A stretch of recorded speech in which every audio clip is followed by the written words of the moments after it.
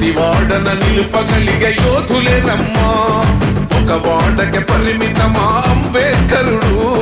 ప్రతివాడికి హక్కులను పంచినవాడు, తను రాసిండు రాజ్యాంగం దేశం కోసం, తను చేసిండు పోరాటం అందరి కోసం. తను రాసిండు రాజ్యాంగం దేశం కోసం, తను చేసిండు పోరాటం అందరి కోసం. చీకటిని తరిమేసి వెలుగైనాడు. జై భీం జై భీం జనగుండె నినాదం, అందరం ఒకటై గెలవాలి సమాజం. జై భీం జై భీం ఒక యుద్ధ నినాదం, అందరి కోసం గది పోరు ప్రవాహం. ప్రతివాడన నిలుపగలిగే యోధులే రమ్మా, ఒక వాడకి పరిమితమా అంబేద్కరుడు.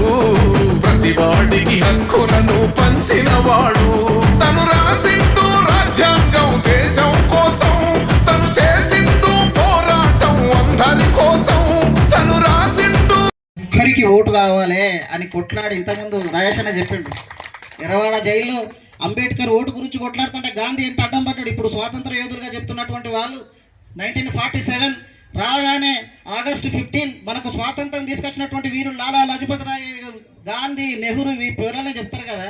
ఈ పేరు ఉన్నటువంటి వాళ్ళందరూ నీకు నాకు ఓటు రాకుండా అడ్డుపడ్డటువంటి వాళ్ళు. అంబేద్కర్ తన పిల్లలను, తన చదువును, జ్ఞానాన్ని సర్వస్వం దారపోస్తే నీకు ఓటు వచ్చింది. జై భీమ్.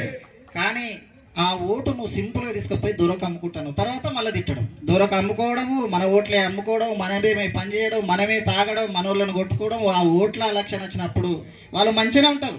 కేటీఆర్, రేవంత్ రెడ్డి, కేసీఆర్, బండి వాళ్ళందరూ కలుసుకొని ఉంటారు. గుర్తుపెట్టుకోండి, మీరు పొద్దంతా టీవీలలో తిట్టుకుంటారు, సాయంత్రం క్లబ్లలో కూర్చుంటారు వాళ్ళు.